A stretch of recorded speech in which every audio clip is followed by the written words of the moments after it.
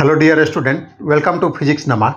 आज के इस वीडियो में हम लोग आईआईटी 2022 में फिजिक्स में आए एक क्वेश्चन को सॉल्व करेंगे।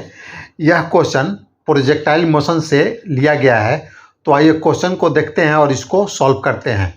ए ball projected from ground at an angle of 45 degree just clears a wall in front. If point of projection is 4 meter from the foot of the wall, the ball strikes the ground at a distance of 6 meter on the other side of the wall. The height of the wall is. तो इसमें दिया गया है कि एक ball को project किया जाता है ग्राउंड से, और जो प्रोजेक्शन का एंगल है वह 45 डिग्री है, और वह बॉल एक वॉल को जस्ट क्लियर करता है, यानी जस्ट उससे बिना टकराए हुए दूसरी तरफ जाता है। और जो पॉइंट ऑफ प्रोजेक्शन है, जिस पॉइंट से प्रोजेक्ट किया जाता है, उससे जो वॉल है उसका डिस्टेंस है 4 मीटर है, और जो बॉल है ग्राउंड पर गिरता है वॉल के दूसरी तरफ जाकर, वह वॉल से 6 मीटर दूर पर जाकर गिरता है। तो हमें इसका हाइट बताना है, वॉल का हमें हाइट बताना है। तो आइए देखिए, बॉल को थ्रो किया गया, ये बॉल को थ्रो किया गया, और देखिए बॉल वॉल को जस्ट टच किए बिना दूसरी तरफ जाता है, और यह इसका जो बॉल का पाथ है, और यह बॉल है 45 डिग्री एंगल से थ्रो किया गया, हॉरिजॉन्टल के साथ 45 डिग्री एंगल से थ्रो किया गया, और वॉल और जिस पॉइंट से बॉल को थ्रो किया गया उसके बीच का डिस्टेंस है 4 मीटर, और बॉल जो है वॉल के दूसरी तरफ 6 मीटर डिस्टेंस पर वह गिरती है।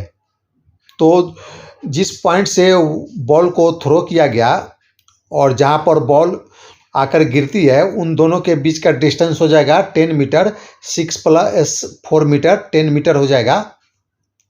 और मान लेते हैं कि जो वॉल है उसका हाइट है h। तो हम जानते हैं कि जो रेंज होता है प्रोजेक्टाइल मोशन का, जो रेंज होता है वह होता है u² sin 2θ/g। तो यहाँ पर जो से थीटा है वह 45 डिग्री है, और जो रेंज है वह 10 मीटर है। तो हम इसको अप्लाई करके हम जो u है, यानी जो जिस स्पीड से बॉल को थ्रो किया गया उसका वैल्यू हम निकाल लेते हैं। तो यह हो जाएगा 10 = u² sin 2, और थीटा की जगह 45 डिग्री है, तो ये हो जाएगा 45 डिग्री / g, यानी एक्सेलरेशन ड्यू टू ग्रेविटी, उसका वैल्यू 10 होता है। तो 10 इक्वल हो जाएगा u² sin 90 डिग्री / 10, और इसको फर्दर सॉल्व करेंगे तो sin 90 डिग्री 1 होता है, तो इसको सॉल्व करने पर u² हो जाएगा 100, और u का वैल्यू हो जाएगा 10 मीटर पर सेकेंड। तो अब हमें u का वैल्यू मालूम चल गया, और जो प्रोजेक्टाइल है वह 2 डायमेंशन मोशन होता है।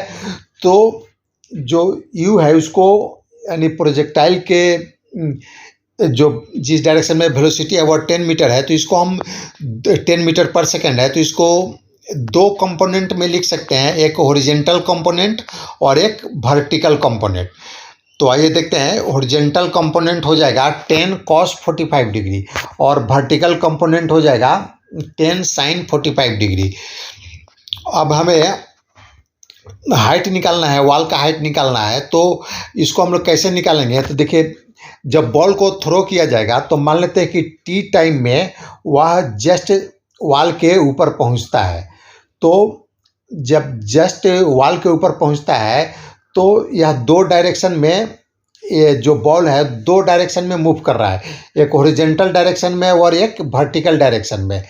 तो हॉरिजॉन्टल डायरेक्शन में there is no acceleration in the horizontal direction. तो हॉरिजॉन्टल डायरेक्शन में जो बॉल का वेलोसिटी है उस पर कोई भी एक्सेलरेशन नहीं लग रहा है, उस पर कोई भी एक्सेलरेशन नहीं लग रहा है। तो हम डिस्टेंस का जो फार्मूला था है s = vt, इसको हम लोग यूटिलाइज करेंगे और हम टाइम को निकाल लेंगे, यानी कितने टाइम में वह बॉल है जो वॉल के जस्ट ऊपर पहुंचेगी। तो S equal to V T हम यूज करेंगे और एस हमें 4 मीटर दिया गया है। जो बॉल जिस पॉइंट से बॉल को थ्रो किया गया वहाँ से वॉल का जो डिस्टेंस है वह 4 मीटर है। तो यह एस की जगह 4 हो गया। और जो भी है हॉरिजॉन्टल डायरेक्शन में 10 cos 45 डिग्री, cos 45 डिग्री का वैल्यू होता है 1/√2। तो यह हो जाएगा 10/√2 और इसको मल्टीप्लाई कर देंगे t से। तो अब हम t निकाल लेते हैं। तो t का वैल्यू हो जाएगा 2√2/5। तो हमें t मालूम चल गया, यानी t सेकेंड में जो बॉल है वॉल के जस्ट ऊपर होगा। अब हम जो वर्टिकल कंपोनेंट को यूज करके हम इसका हाइट निकाल लेंगे। तो देखिए जो वर्टिकल कंपोनेंट में इसका जो वेलोसिटी है उसको भी टी टाइम में वह H distance vertical distance cover करेगा। टी टाइम में वह वर्टिकल डिस्टेंस को कवर करेगा। Ball will take same time T to reach vertical height H if in vertical direction there is acceleration due to gravity G in downward direction. तो vertical direction में acceleration due to gravity भी ball पर लगेगा downward direction में। तो हम जो ये मोशन इन स्ट्रेट लाइन में हम लोगों ने इक्वेशन पढ़ा था कि अगर एक्सेलरेशन किसी बॉडी में कांस्टेंट एक्सेलरेशन है तो S equal to U T plus half A T square होता है, यह फार्मूला होता है। तो इसको हम लोग यहाँ पर यूटिलाइज करेंगे। एस हो जाएगा जो वर्टिकल हाइट है एच, और यू हो जाएगा वर्टिकल डायरेक्शन में जो वेलोसिटी है बॉल का, यानी 10 sin 45 डिग्री। तो sin 45 डिग्री का वैल्यू होता है 1/√2। तो यह हो जाएगा 10/√2।